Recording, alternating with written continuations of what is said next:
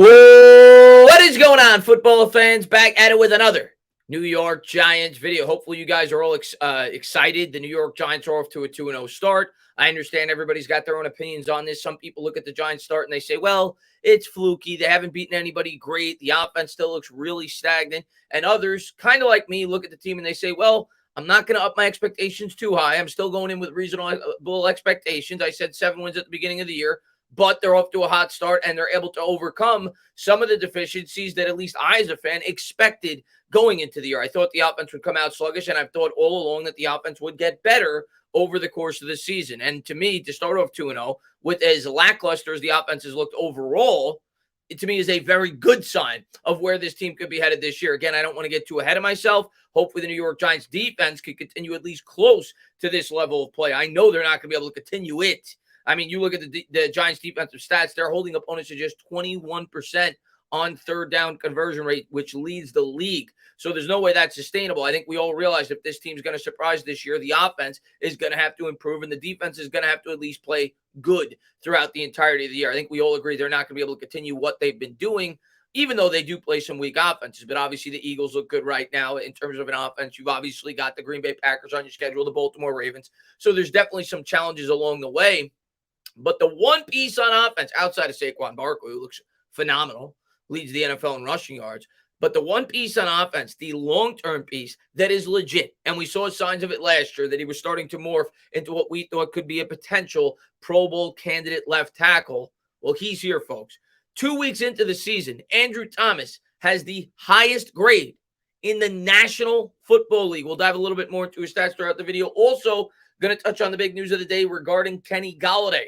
I'm going to pull up a video clip after we talk a bit about Andrew Thomas, in which Golladay answered some reporters. Of course, last week he only had 2 offensive snaps. It left a lot of fans wondering what the New York Giants are doing. And so far throughout the early season, Brian Daboll's been unpredictable in how he's going to manage this wide receiving core. I, as a fan, listen, if they're winning football games, that's all I really care about. And on a week-to-week basis, Daboll seems to be the type of guy, at least early on in the season, that is going to structure in terms of his wide receiver reps based off the opponent they're playing.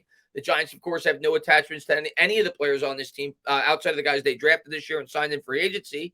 So they have no connection to Kenny Golladay. But I'll give my full opinion on what Golladay had to say in terms of the way he said it and try to read a little bit into the situation. But first, let's dive into the Andrew Thomas news, which has got me all jacked up. All jacked up.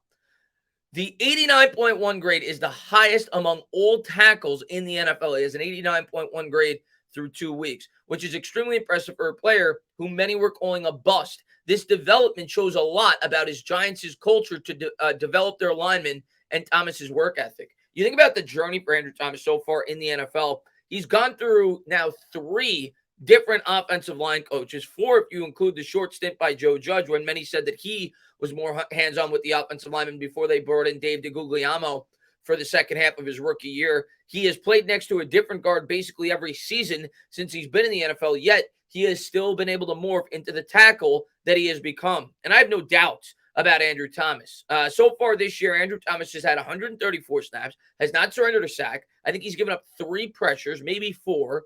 And like it says, he's the highest graded tackle in the NFL. And when you go back to his 2019 or 2020 draft class, where many laughed it off at the beginning of his rookie year and really throughout his rookie year, in which they said, oh my God, the Giants reached on the number 4 overall pick. They got the worst tackle of the 4. Well, look at him now. Look at him now. Mekhi Becton can't stay on the field, mainly due at least partially to the weight concerns that many were scared about going into the NFL. Jedrick Wills has regressed as a player. He had a pretty good rookie year, and he got worse last year, at least according to PFF and the grade system. And he's not off to a hot start so far this year. And Tristan Wirfs, who plays on the right side, actually is significantly lower this year than Andrew Thomas. So Andrew Thomas is certainly trending up, and right now is playing at an all-pro level at the second most important position on an offense. And like it said in the article, if the Giants have been able to show the growth of an offensive lineman, I think this should only give you a lot more wiggle room with the growth of Evan Neal. Evan Neal may struggle this year. He may struggle all year. But you saw the same thing with Andrew Thomas. There's no reason to think a player as gifted and as talented as Evan Neal, a guy who many thought was the best tackle in a very strong draft class this year at that position, could evolve into being a very good guy on the right side. Not to say I expect him to evolve like Andrew Thomas, who right now is the best tackle on the planet, but if he could even come close to that, suddenly you have two bookend tackles for the future of this football team. And that should put a huge smile on your face. But I just want to give Andrew Thomas his props. So far this year and last year, he's been phenomenal. The growth in play over his 3 years in the NFL has been a treat to watch. And I keep on saying it. The first thing the New York Giants need to do this offseason, as soon as the season closes, you extend that guy as quickly as you possibly can. Get Andrew Thomas to sign on the dotted line. Give him a 5-7-year extension. We all know that the left tackle spot is a long-term position. It's a position where you figure he's going to be here for another decade, and you want to extend him as quickly as you can because the market only goes up. And a guy like Andrew Thomas, especially the way he's playing, when he hits free agency, is going to command a ton of money. So the sooner the New York Giants can get it done, the better. You could start to move that money around as needed to fill in other needs on your roster, and you'll get him for a lower market rate. And Andrew Thomas should be very happy, being that obviously football is a game of injuries. You never know what's going to happen.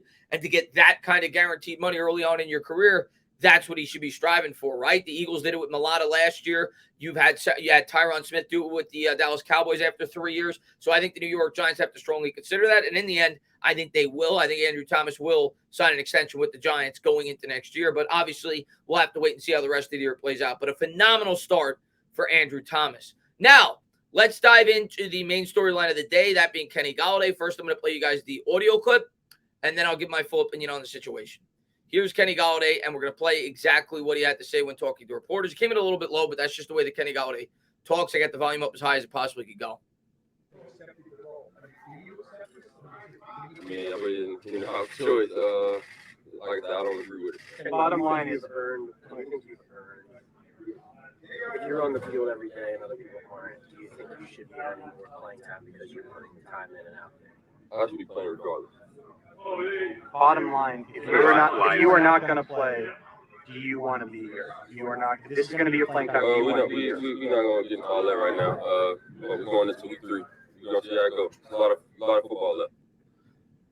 So obviously the main takeaway there for me with what Kenny Golladay had to say when asked about it, he said, I should be playing regardless. He also said when asked about whether or not he'd want to demand a trade from the New York Giants, he basically said, we'll wait and see. We'll see if my role expands. But you could clearly see that he is not happy with his role in the offense. Of course, last week it was reported that Kenny Golladay left, I think, about 15 minutes after the game.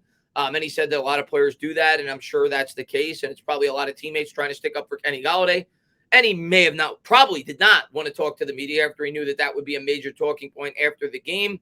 And he left. But today he was asked about it, and today he gave his answer. And it's as clear as day. Kenny Golladay is not happy with his role in the New York Giants offense. Of course, last year, Kenny Golladay signed a mega deal with the Giants, $72 million, and he was brought here in hopes that he could help progress the young quarterback in Daniel Jones. Well, that did not happen. Jones went down with an injury, and while he was in there, Golladay and him never really got much chemistry. Outside of the New Orleans Saints game, not a lot of chemistry. For God's sakes, Kenny Golladay didn't catch a single touchdown last year, and you could see that he was not happy in the offense. Now they get a new offensive scheme. They get a new head coach, and I never thought, once I found out Kafka and Dable were coming here, that it was going to be a great fit with Kenny Golladay. You go back, watch my videos long before the season started. I had a lot of doubts about how Kenny Golladay would fit this offense. And obviously the Giants don't think he fits it very well. Otherwise, you wouldn't be seeing David Sills out there on a week-to-week basis. Now, of course, I'm not privy to the news in terms of what goes on off the field. For all we know, there's stuff going behind the scenes. Maybe the New York Giants don't like the way that Kenny Golladay looks in practice. It did come out that I think Kenny Golladay got some kind of surgery. They didn't go into specific details to where it was a couple of weeks ago in the offseason. Maybe that has something to do with it. But based off the way that Kenny Golladay looks, I don't think so. Kenny Golladay seems like he thinks he's completely healthy and he should just have a bigger role in this offense. I'm going to leave that up to Dable. No matter what Dable decides to do this year, none of these guys were his outside of the guys that he's drafted. And if they feel that Kenny Golladay is not a great fit, it is what it is. At the end of the day, the New York Giants are 2-0. And Kenny Golladay should be happy that the team is getting better. He got paid. He got paid to be a number one wide receiver. Last year, he did not live up to that.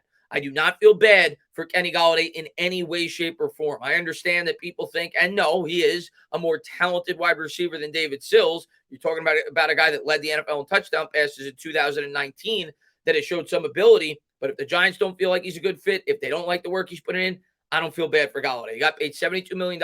He willingly took on this job knowing all the stipulations. So, like, for people that say, well, maybe it's because of Daniel Jones that Kenny Galladay's not producing. Well, Kenny Golladay knew that when he signed on with the Giants. So I don't feel bad for him from that aspect. If you want to blame Daniel Jones in terms of Kenny Golladay not getting the football, he knew he was going to work with Daniel Jones. He chose to come here.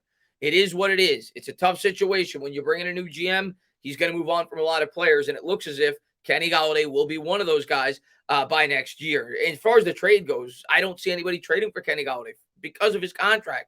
Nobody's going to voluntarily take on that contract. So I think in the end, it's going to be a situation where hopefully they can figure it out, and hopefully it's not a damage from within the locker room this year. I think that's my biggest worry right now, because nobody is going to take Kenny Golladay. Nobody's taking that contract. I'd be shocked if that were the case, especially with how little he produced last year, and the year before he came to the Giants, he was banged up. I think he only played about 8 games worth, in that season. And there were rumors that came out that year that a lot of people in Detroit felt like he quit on the football team. In the end, it's just going to work out to be a complete mess of a signing, much like the Nate Solder signing. It was a failure on Gettleman's part, and he just, in my opinion, he's not an ideal fit with the offense that the New York Giants are looking to run here. But it's been a major question mark with all the receivers. Tony is a little bit more understandable because he was banged up throughout training camp. He seems to be a bit banged up from within the season, dealing with that hamstring injury. But by all accounts, Kenny Golladay has been relatively healthy, at least as the season's got underway. We'll see if Golladay has a bigger role in the offense this week. It's quite possible he won't until such time the New York Giants feel more confident in terms of their offensive line being able to block. Of course, Galladay's not a guy that's going to create quick separation. He's a guy that needs to have some time to run his routes, right? He's not a guy that separates due to his speed. He's a tall threat. He's a guy that could go up and get the 50-50, but the Giants may not feel like he has a great role in this offense quite yet due to the fact that they can't pass protect, at least on the interior, and give Golladay enough time to be able to get down the field. I'm just analyzing and guessing as to why that may be, but for all I know, Dable just doesn't like the guy. Who knows? We'll have to wait and see how it all plays out. Don't expect to see Kenny Golladay traded, but he certainly is not happy with his role in the offense thus far. As always, guys, if you like what you watch, please subscribe. Drop a comment. Maybe give me a little thumbs up. Cheers.